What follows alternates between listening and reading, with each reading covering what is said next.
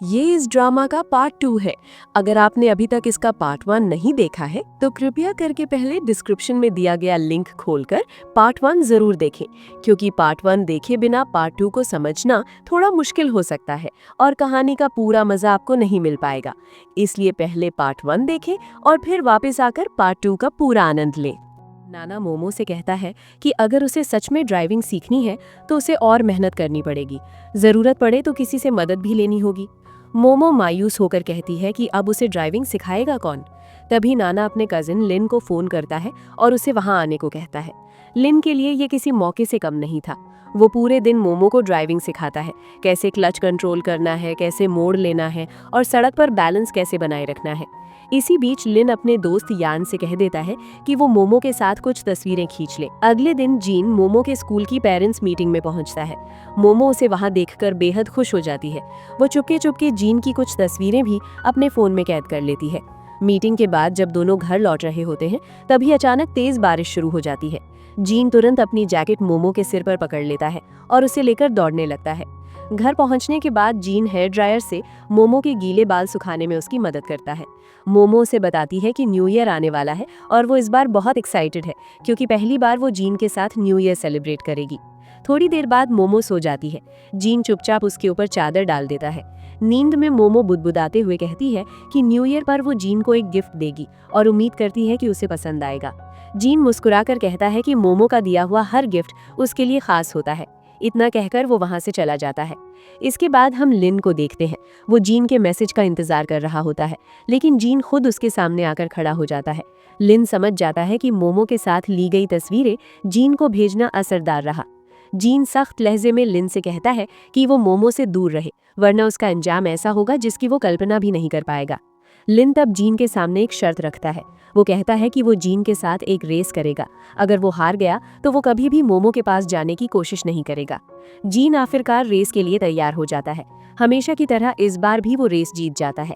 लिन race हार जरूर जाता है, लेकिन उसी के साथ वो जीन से और ज्यादा प्रभावित भी हो जाता है। इधर कियान मोमो से मिलने आती है। दोनों के बीच बातचीत शुरू होती है। कियान बताती है कि जब जीन उसके पिता के गैराज में काम करता था तभी से वो जीन को पसंद करने लगी थी। उसने कई बार जीन के करीब जाने की कोशिश की, लेकिन जीन ने कभी उस पर ध्यान नहीं दिया। उसी समय जीन की छोटी बहन बहुत बीमार पड़ गई थी। उसके इलाज के लिए बहुत पैसों की जरूरत थी। जीन दिन रात गैराज में काम करता था और साथ ही कई पार्ट टाइम जॉब्स भी करता था। उसी दौरान जीन ने एक कार को पूरी तरह मॉडिफाई किया और उसे बेचकर अच्छी खासी रकम कमाई। उसी पैसे से वो अपनी बहन के इलाज का खर्च उठाने लगा। जीन ने तय कर लिया था कि अब वो सब छोड़कर अपनी पढ़ाई पर ध्यान देगा, लेकिन तभी उसकी जिंदगी पूरी तरह पलट गई। जिस आदमी ने वो कार खरीदी थी उसका एक भयानक एक्सीडेंट हो गया। जांच में कहा गया कि एक्सीडेंट गलत मॉडिफिकेशन की वजह से हुआ है। उस आदमी के परिवार वालों ने जीन से मोटी रकम की मांग की। मजबूरी में जीन को फिर से उसी काम में लौटना पड़ा। कियान ने उस वक्त जीन को पैसे देकर मदद करना चाहा, लेकिन जीन ने उसका पैसा लेने से मना कर दिया। काफी मेहनत और संघर्ष के बाद भी जीन गैराज में काम करता रहा ताकि वो अपने काम में और बेहतर बन सके। फिर एक दिन सच्चाई सामने आई। जीन ने उस दिन कार को बिल्कुल सही तरीके से मॉडिफाई किया था, लेकिन गैराज में काम करने वाले एक आदमी ने जानबूझकर नए पार्ट्स निकालकर पुराने पार्ट्स लगा दिए थे। इस सच्चाई के बारे में कियान के पिता भी जानते थे, लेकिन गैराज की बदनामी के डर से उन्होंने पुलिस को कुछ नहीं बताया। अपने पिता की इस गद्दारी के बाद जीन ने उनका गैराज छोड़ दिया और खुद का गैराज खोल लिया। ये सब सुनकर मोमो का दिल टूट जाता है। वो भावुक होकर रोने लगती है। उसे कभी अंदाजा नहीं था कि जीन ने जिंदगी में इतना कुछ सहा है। कियान भी ये बातें बताते बताते बेहद इमोशनल हो जाती है। दोनों उस वक्त ड्रिंक्स ले रही होती हैं, जिसकी वजह से दोनों नशे में आ जाती हैं। उसी दौरान जीन वहां पहुंच जाता है और मोमो को अपने साथ ले जाता है। वहीं हेजिंग आकर कियान को संभालकर वहां से ले जाता है। नशे की हालत में कियान जीन का नाम लेती रहती है। ये देखकर हेजिंग को बुरा लगता है, क्योंकि वो लंबे समय से कियान से प्यार करता है, लेकिन कियान कभी उसकी परवाह नहीं करती, क्योंकि उसके दिल में तो सिर्फ जीन ही बसा हुआ है। इसी वजह से हेजोंग जीन को बिल्कुल भी बर्दाश्त नहीं कर पाता। जीन के लिए उसके दिल में नफरत इतनी भर चुकी थी कि मौका मिलते ही वो उससे झगड़ा करने लग जाता है। अगले सीन में न्यू ईयर का माहौल दिखाया जाता है। जीन, मोमो और उनके सारे दोस्त मिलकर जश्न मना रहे होते हैं। चारों तरफ रौनक, हंसी और खुशियां फैली होती है। इसी बीच मोमो की नजर जीन की जेब पर पड़ती है। वो उसमें से एक कीचेन निकालती है। कीचेन पर मोमो और जीन दोनों के नामों का अर्थ लिखा होता है। इसे देखकर मोमो मुस्कुरा देती है। अब उसे पूरा यकीन हो जाता है कि जीन भी उससे उतना ही प्यार करता है। फिर सभी लोग मिलकर आसमान में रंग बिरंगे फायरवर्क्स देखते हैं। उस रात जीन और मोमो दोनों ही बेहद खुश थे। अगली सुबह जीन मोमो को फोन करता है और कहता है कि जल्दी तैयार हो जाओ, हम बाहर घूमने चलेंगे। ये सुनते ही मोमो की खुशी का ठिकाना नहीं रहता। वो बहुत अच्छे से तैयार होती है, एक खूबसूरत ड्रेस पहनकर जीन के पास पहुंचती है। मोमो जीन से कहती है कि आज वो उसे एक खास गिफ्ट देना चाहती है। इतना कहकर वो एक खाली सड़क पर कार चलाती है और ड्राइविंग से एक दिल का निशान बना देती है। दरअसल उसी रात सोते समय मोमो ने जीन से कहा था कि वो उसे न्यू ईयर पर एक तोहफा देगी। इतने दिनों से वो ड्राइविंग इसी वजह से सीख रही थी। मोमो द्वारा बनाया गया वो लव साइन देखकर जीन मुस्कुरा देता है। इसके बाद वो भी कार घुमाकर उसी तरह एक दिल का निशान बना देता है। इस तरह बिना कुछ कहे दोनों एक दूसरे को ये इशारा दे देते हैं कि उनके दिल में क्या चल रहा है। इसके बाद दोनों एक मेले में पहुंचते हैं। वहां बहुत भीड़ होती है, इसलिए जीन मोमो का हाथ कसकर पकड़ लेता है। तभी पीछे से किसी लड़की की टक्कर लगती है और मोमो का संतुलन बिगड़ जाता है। उस पल मोमो के होंठ गलती से जीन के गाल से छू जाते हैं। दोनों एकदम शर्म से भर जाते हैं। कुछ सेकंड तक दोनों कुछ बोल ही नहीं पाते। उसी मेले में फिर से कियान और उसके परिवार से उनकी मुलाकात हो जाती है। कियान का पिता अब सारी पुरानी दुश्मनी भुलाकर जीन को अपना दामाद बनाना चाहता है, लेकिन जीन साफ तौर पर कियान को मना कर देता है। वो मोमो का हाथ थामकर वहां से चला जाता है। ये देखकर कियान का दिल टूट जाता है।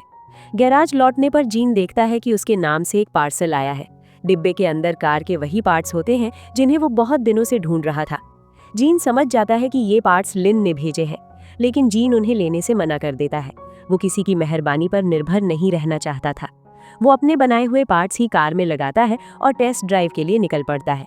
लेकिन थोड़ी दूर जाने के बाद ही कार ज्यादा गर्म हो जाती है और उसमें से धुआं निकलने लगता है। इस परेशानी का हल ढूंढने के लिए जीन मोमो के पिता के पास जाता है। मोमो के पिता बिना किसी परेशानी के बता देते हैं कि कार में कहाँ दिक्कत है और उसे कैसे ठीक किया जा सकता है। असल में मोमो के पिता को इन सब चीजों की काफी समझ थी। कभी वो भी जीन की तरह एक रेसर हुआ करते थे। बाद में उन्होंने ये सब छोड़कर रेस्टोरेंट का काम शुरू कर दिया। मोमो के पिता जीन को एक जगह खाना डिलीवर करने भेजते हैं। जब जीन वहां पहुंचता है तो उसे पता चलता है कि ये ऑर्डर लिन ने किया था। जीन लिन को कार के पार्ट्स भेजने के लिए धन्यवाद देता है, लेकिन साफ कह देता है कि वो उन्हें इस्तेमाल नहीं करेगा। वो खुद अपने दम पर सब कुछ तैयार करेगा। रात में जीन के गैराज में मोमो को दिखाया जाता है। वो थोड़ी ज्यादा ड्रिंक्स ले चुकी होती है। मोमो जीन से कहती है कि उसका लैंग्वेज कोर्स अब पूरा हो चुका है और अब उसे एक अच्छी यूनिवर्सिटी चुननी होगी। जीन कहता है कि अगर वो कनाडा जाकर पढ़ाई करे तो उसका भविष्य बहुत अच्छा हो सकता है। वो चाहे तो चली जाए, जीन उसे रोकेगा नहीं। ये सुनते ही मोमो आगे बढ़कर जीन को किस कर लेती है और कहती है कि वो उसे छोड़कर कहीं नहीं जाना चाहती। मोमो के इस अचानक किस से जीन का दिल जोर जोर से धड़कने लगता है, लेकिन इसके बावजूद जीन हिम्मत करके मोमो को वापस किस कर देता है। कुछ पल के लिए दोनों जैसे समय को भूल जाते हैं। इसके बाद जीन नशे की हालत में मौजूद मोमो को संभालकर उसके कमरे तक छोड़ आता है और उसे आराम से सुला देता है। अगली सुबह जैसे ही मोमो की नींद खुलती है, उसे रात की सारी बातें एक एक करके याद आने लगती हैं। उसका चेहरा शर्म से लाल हो जाता है। जब उसी दिन गैराज में उसकी जीन से मुलाकात होती है तो जीन उससे बेहद शांत लहजे में कहता है कि अगर उसे कल रात की बातों को लेकर किसी तरह का अपराध बोध महसूस हो रहा है तो वे दोनों सब कुछ भूलकर फिर से पहले जैसे रह सकते हैं। मोमो बिना झिझक जवाब देती है कि उसे बिल्कुल भी कोई पछतावा नहीं है। जीन मुस्कुराकर कहता है कि अगर ऐसा है तो अब चाहे वो कोशिश भी करे तो भी वो उसे अपने से दूर नहीं कर पाएगी। इतना कहकर जीन एक पेंडेंट निकालता है और मोमो के गले में पहना देता है। मोमो उसी पल समझ जाती है कि जीन ने उसे अपने दिल से स्वीकार कर लिया है। जीन बताता है कि ये पेंडेंट उसकी माँ का है और इसके अलावा उसके पास ऐसा कुछ नहीं है जो वो मोमो को दे सके। मोमो भावुक होकर कहती है कि कौन कहता है तुम्हारे पास कुछ नहीं है, मेरे लिए तो यही सबसे बड़ी दौलत है, मुझे और कुछ नहीं चाहिए। इसके बाद जीन मोमो को कॉफी बनाकर देता है। कॉफी पीते वक्त थोड़ी सी कॉफी मोमो के होठों पर लग जाती है। जीन धीरे से अपने हाथ से मोमो के होठों को साफ कर देता है। कुछ देर बाद मोमो घर लौट जाती है, लेकिन घर पहुंचते ही उसे जीन की बहुत याद आने लगती है। वो उसे मैसेज भेजती है और कहती है कि वो अभी घर आ जाए। जीन भी मोमो को मिस कर रहा होता है, इसलिए बिना देर किए घर पहुंच जाता है। उस वक्त घर के सभी लोग सो चुके होते हैं। जैसे ही मोमो और जीन एक दूसरे के करीब आने ही वाले होते हैं, तभी अचानक मोमो के पिता वहां आ जाते हैं। पिता को देखते ही मोमो छिप जाती है। पिता जीन से पूछते हैं कि वो इतनी रात को यहाँ क्या कर रहा है, क्योंकि आमतौर पर वो इस वक्त घर पर नहीं होता। जीन कोई बहाना बनाकर वहां से निकल जाता है। जीन के जाने के बाद मोमो का मूड पूरी तरह खराब हो जाता है। तभी जीन उसे मैसेज करता है और कहता है कि वो बालकनी में आए। मोमो जैसे ही बाहर आती है, जीन कार की डिक्की खोल देता है और वहां से ढेर सारे रंग बिरंगे गुब्बारे बाहर निकल आते हैं। ये देखकर मोमो को बचपन की एक बात याद आ जाती है। कभी उसने जीन को एक तस्वीर दिखाकर कहा था कि वो एक साथ इतने सारे गुब्बारे देखना चाहती है। जीन को मोमो की वो छोटी सी इच्छा आज भी याद थी और उसने आज उसे पूरा कर दिया था। मोमो बेहद खुश हो जाती है और उसकी आंखें नम हो जाती हैं। यहाँ हमें एक फ्लैशबैक दिखाया जाता है, उस रात का जब मोमो ने सोते सोते जीन से कहा था कि वो न्यू ईयर पर उसे एक गिफ्ट देना चाहती है। उसी रात जीन ने पहली बार मोमो को किस किया था, जिसकी जानकारी मोमो को कभी नहीं थी। असल में जीन को मोमो से बहुत पहले ही प्यार हो चुका था। अगले दिन घर में कोई नहीं होता। इस मौके का फायदा उठाकर मोमो जीन को घर बुला लेती है। दोनों मिलकर किचन में खाना बनाने लगते हैं। खाना बनाते वक्त मोमो से गलती से जीन की शर्ट खराब हो जाती है। जीन बिना कुछ सोचे मोमो के सामने ही अपनी शर्ट उतार देता है। शर्टलेस जीन को देखकर मोमो बुरी तरह शर्मा जाती है। शरारती जीन उसे और परेशान करने के लिए कहता है कि वो उसकी शर्ट पहनने में मदद करे। दोनों एक दूसरे के बहुत करीब आ जाते हैं।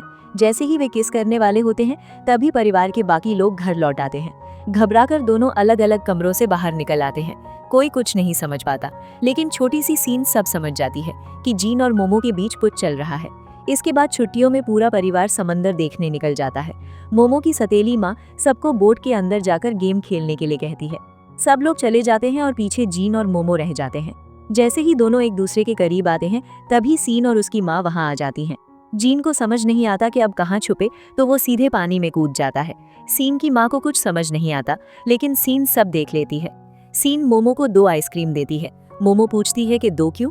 सीन मासूमियत से कहती है, एक तुम्हारे लिए और एक जीन के लिए। इतना कहकर वो वहां से चली जाती है। तभी जीन पानी से बाहर आता है। मोमो तौलिए से उसके बाल सुखाने लगती है। जीन उसे भी अपने साथ तौलिए में खींच लेता है और जो काम पहले अधूरा रह गया था उसे अब पूरा कर लेता है। यानी दोनों एक दूसरे को किस करते हैं और उस पल को पूरी तरह महसूस करते हैं। अगले दिन गराज में भी जब दोनों रोमांटिक पल बिता रहे होते हैं, तभी सान वहां आ जाता है। ये नज़ारा देखकर सान पूरी तरह हैरान रह जाता है, लेकिन वो दोनों को परेशान किए बिना चुपचाप वहां से चला जाता है। एक दिन मोमो की सतीली माँ दोनों को एक साथ देख लेती है। मोमो उनसे गुजारिश करती है कि वो इस रिश्ते की बात उसके पिता को ना बताएं, क्योंकि वो कभी भी इस रिश्ते को स्वीकार नहीं करेंगे। सतीली माँ मोमो को लेकर चिंतित हो जाती है। उसे डर लगता है कि अगर मोमो की असली माँ को ये बात पता चली तो हालात बिगड़ सकते हैं। मोमो समझाती है कि जीन ना तो उसका सगा भाई है और ना ही सौतेला। उनके बीच किसी तरह का खून का रिश्ता नहीं है। बचपन में उसके पिता ने सिर्फ जीन को गोद लिया था और बेटे की तरह पाला था। इस हिसाब से देखा जाए तो उनका रिश्ता गलत नहीं है, लेकिन मोमो अपनी माँ को अच्छी तरह जानती थी। वो कभी भी इस रिश्ते को स्वीकार नहीं करेंगी, बल्कि हालात और मुश्किल हो जाएंगे। इसलिए मोमो अपनी सतीली माँ से कहती है कि फिलहाल इस बारे में उसकी माँ को कुछ न बताया जाए। सतीली माँ मोमो की बात मान लेती है। अगले सीन में हम देखते हैं कि मोमो और जीन आपस में कुछ जरूरी बातें कर रहे होते हैं। मोमो लगातार जीन से कहती रहती है कि वो ये खतरनाक रेसिंग छोड़ दे। हर बार वो अपनी जान जोखिम में डालकर ट्रैक पर उतरता है और मोमो को यही डर खाए जाता है कि कहीं कुछ गलत न हो जाए। जीन उसे भरोसा दिलाता है कि बस एक आखिरी रेस और उसके बाद वो सब कुछ छोड़ देगा। फिर वो मोमो को पूरी सच्चाई बता देता है। जीन असल में एक पुलिस ऑफिसर के लिए काम कर रहा था। कहानी की शुरुआत में जिस रहस्यमय आदमी से जीन बात कर रहा था, जिसका चेहरा कभी दिखाया नहीं गया था, वही पुलिस अधिकारी था। इन गैरकानूनी रेसों की आड़ में बड़े पैमाने पर स्मगलिंग चल रही थी। पुलिस ने कई बार कोशिश की, लेकिन वे इस नेटवर्क के अंदर तक नहीं पहुंच पाए। इसलिए उन्होंने जीन की मदद ली, ताकि वो इन रेसों के जरिए उस शख्स तक पहुंचे जो पूरे खेल को चला रहा था। सब कुछ जानकर मोमो को सुकून मिलता है। अब उसे समझ आ जाता है कि जीन गलत नहीं बल्कि सही काम कर रहा है। फिर वो दिन आ जाता है जिसका सबको इंतजार था। जीन मोमो से वादा करता है कि आज के बाद वो हमेशा के लिए रेसिंग छोड़ देगा। वो मोमो के साथ उनके पुराने घर में एक नई जिंदगी शुरू करना चाहता है। मोमो का सपना था अपना एक कैफे खोलने का, और जीन ने वो सपना पूरा करने का भी वादा किया था। पहाड़ों के बीच खतरनाक ट्रैक पर आखिरी रेस शुरू होती है। कुछ दूरी तय करने के बाद ही जीन की कार में गड़बड़ होने लगती है। ब्रेक काम करना बंद कर देते हैं। जीन समझ ही नहीं पाता कि ऐसा कैसे हो गया, जबकि उसने खुद इस कार को नए सिरे से मॉडिफाई किया था। कुछ ही पलों में कार कंट्रोल से बाहर हो जाती है और पहाड़ की खाई में गिरकर आग पकड़ लेती है। ये देखते ही मोमो जोर जोर से जीन का नाम पुकारती है और वहीं बेहोश हो जाती है। जब उसे होश आता है तो सान बताता है कि रेस्क्यू टीम जीन को ढूंढ रही है, लेकिन अब तक उसकी बॉडी नहीं मिली है। ये सुनते ही मोमो टूट जाती है। घर पर भी सभी लोग जीन को लेकर बेहद परेशान रहते हैं। हर जगह खोज की जाती है, लेकिन जीन का कोई पता नहीं चलता। आखिरकार पता चलता है कि जीन उसी पुलिस ऑफिसर के पास है जिसके बारे में उसने कभी मोमो को बताया था। मोमो जीन से मिलना चाहती है, लेकिन ऑफिसर बताता है कि जीन की हालत गंभीर है और अभी किसी से मिलने की इजाजत नहीं है। इसी बीच मोमो के सौतेले पिता का फोन आता है। वो थाईलैंड पहुंच चुके होते हैं और मोमो से मिलना चाहते हैं। मोमो उनसे मिलने जाती है तो पता चलता है कि उसकी माँ की हार्ट सर्जरी हुई है और वो लगातार मोमो को याद कर रही है। मोमो पूरी तरह उलझ जाती है। उसे समझ नहीं आता कि वो जीन के लिए यहीं रुके या अपनी माँ से मिलने कनाडा जाए। क्योंकि जीन मिलने की हालत में नहीं होता, मोमो कनाडा जाने का फैसला करती है। वो जीन को मैसेज करके बता देती है। इधर जीन की हालत अब थोड़ी बेहतर होती है, लेकिन एक्सीडेंट की वजह से वो ठीक से चल भी नहीं पाता। डॉक्टर साफ कह देते हैं कि वो दोबारा कभी रेसिंग नहीं कर पाएगा। एक अच्छी खबर ये होती है कि पुलिस उस बड़े स्मगलर को पकड़ लेती है और कियान के पिता को भी गिरफ्तार कर लिया जाता है। जांच में पता चलता है कि जीन की कार का ब्रेक जानबूझकर फेल किया गया था और इसके पीछे कियान के पिता का ही हाथ था। हेजिंग जीन से माफी मांगता है क्योंकि उसी ने उनके कहने पर ब्रेक खराब किया था। जीन उसे माफ कर देता है। कनाडा पहुंचने के बाद मोमो की माँ उसे वहां की एक यूनिवर्सिटी में दाखिला दिलवा देती है।